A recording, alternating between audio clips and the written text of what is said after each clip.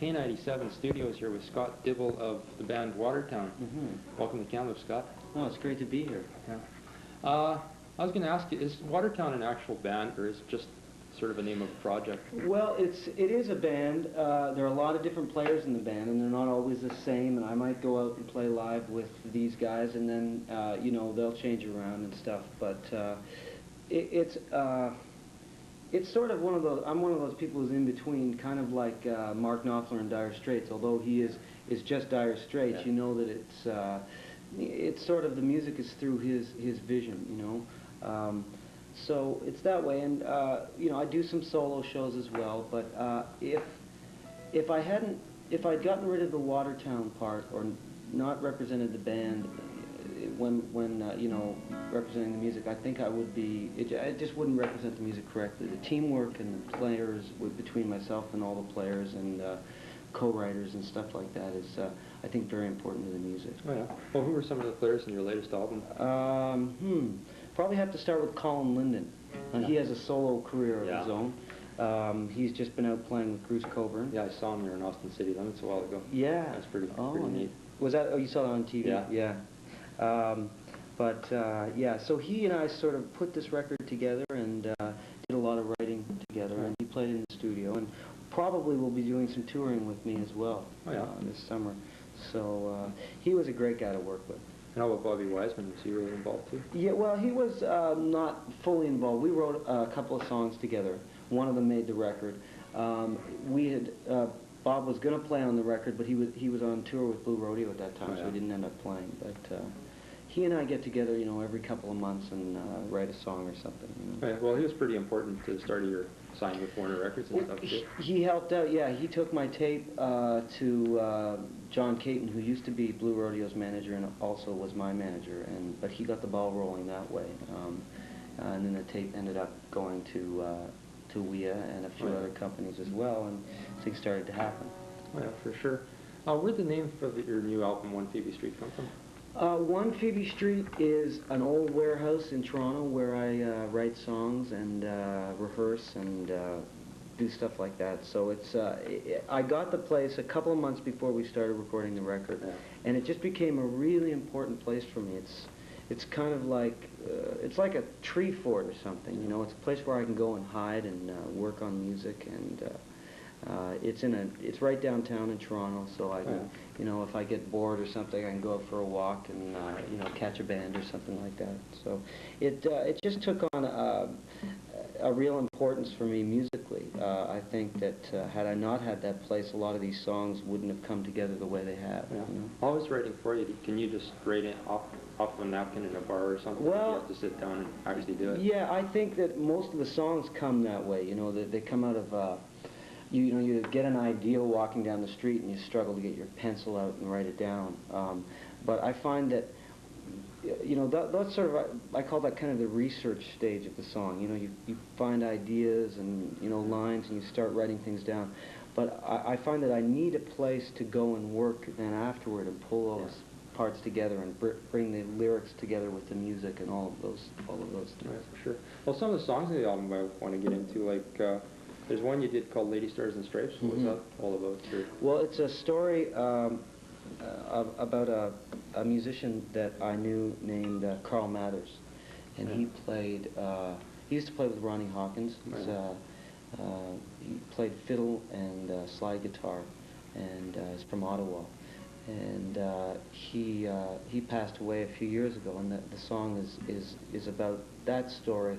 Also, there are some other things in there as well, which, you know, I think a lot of people can relate to as far as dreams and things like that. But I don't like to try and spell out what the song means, because it usually means something different to a lot of people. Oh yeah, for sure. Well, I guess tied into that is video and trying to interpret the song into a video. Right. It's a similar kind of thing. I think, you know, if I write a song and it means something probably fairly specific to me, but that's personal, you know. And if I were to impose my feeling of what the song is about and all the details, I think I would be narrowing the scope of the song, because everybody has different experiences, you know, and you know, relate things differently. You know, I find if the song is written from the right place, then the overall theme and message of the song usually is there, you know, and then the specifics as to what it means to each individual person, you know, is usually a different thing. And to me, I like that. It's very it's interesting to hear what people's ideas are, you know. And yeah, I guess, well, when you get into the videos, like your video I Run to You, it's sort of, the video's just completely different from what the song's about. Yeah. It's, you know, just more or less a performance type thing. well, I find that videos, I have a problem with videos in that way as well. You know, you have to try and get around the strictly live performance video because apparently the music stations don't like to play those. Yeah. But to me, that's really what it should be. Sure. You know, you make it look as interesting as you can. But I find that if you're working with a storyline for a video, that a director, then you're getting the director's interpretation of the song, and that's very. You know, that can be, you know, that can have the kind of impact on someone watching that can, before they actually get to listen to the song from the record, you know, at home and get into the song, they've already been given an image of what the song's about. And I try to avoid that with videos. You know? Yeah, more or less watching the videos, trying to pick out who's in the video, like the two members of the Bare Naked Ladies pop in there. Yeah. That's sort of unique. Yeah, those guys are, well, you know, they're doing real well. Yeah. They're good friends. We met, 3 or 4 years ago. We played a few gigs together and started hanging out. We've written some songs together. And we like to sing. You know, Ed and Steve and I like to sing together. It's just we have a nice 3-part harmony blend. So, so we get together when we can and sing and write and do whatever. You know. Yeah, it's nice to see them get the success they're getting too. Oh yeah, they're doing doing great. They've got a new record coming out that's just it's great. I'm really happy. Well, I'm really happy because those guys have a serious side of their writing that not a lot of people know about. And you know, the humor in their writing is all over this record, and you know, everybody's going to love that. But they also have a couple of songs on the record that are you know, more serious songs, and they've just done a wonderful job recording them. And I'm really happy that people are going to start to get to see that. Sure. That's just a name that people have a hard time getting over. I keep figuring George Carlin should pop up and do a monologue on him. You're on a pretty unique tour right now, just a promotional tour, but not flying anywhere. You're traveling by train? Yes, train. How do you like that? I love it, actually. It's something I always wanted to do. Oh, yeah. I did some traveling, you know, and some work in the States last year, and but I was doing it on my own, and I just had my guitar, and I was stopping in and seeing things, and I started to see a subtlety of things that I actually thought I knew in Canada, but I realized I didn't know my own country as well as I thought I did.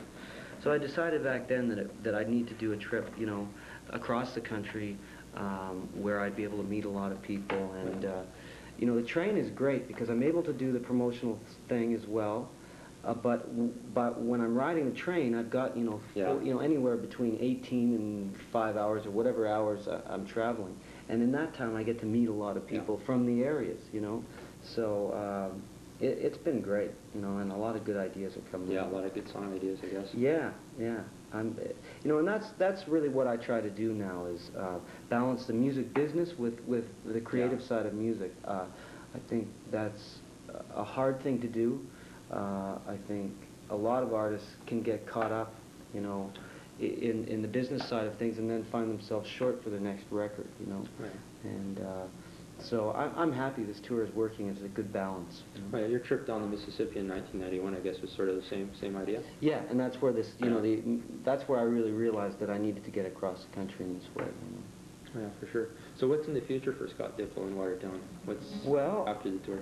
Touring after this, I'll start touring with the band, and that'll be sometime. Well, we'll probably get across the country twice. So I'm looking to do something before summer's out, get across once, and then also in the fall when universities get in and stuff, we'll be probably playing there as well. So that's the idea. And once I've done that, then I'll maybe go and tour in another country. But I really want to try and get across the country. You know, right across the country and not just the big cities twice after this tour. So. Yeah, for sure. Okay, well, thanks, Scott, and Yeah. maybe get you to play a tune Do for you us. want me to play a song? Okay. Sure. Yeah, we'll try this one. Let's get some tuning on tape here. Okay, here we go.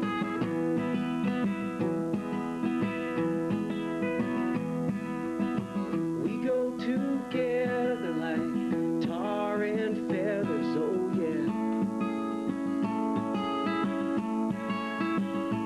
In that hot summer weather, well, we stick together the whole day long.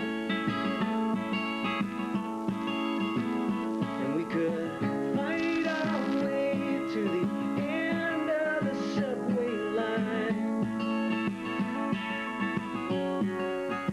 Well, I'm like gum on your shoe. I could not let go of you even if I tried.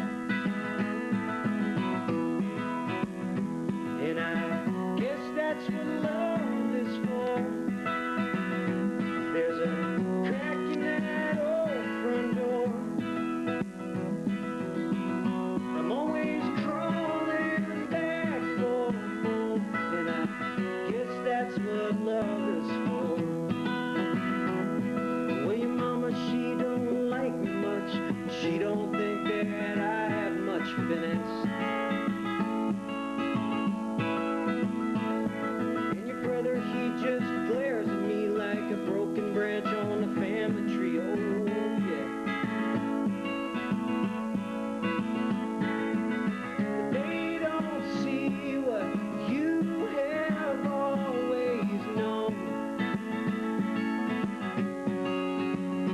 Well, our love may stumble, but I know that it will always take me home. And I guess that's what love is for. There's a crack in that old front door. I'm always crawling back for more. And I guess that's what love is for. I guess that's what love is for, yeah.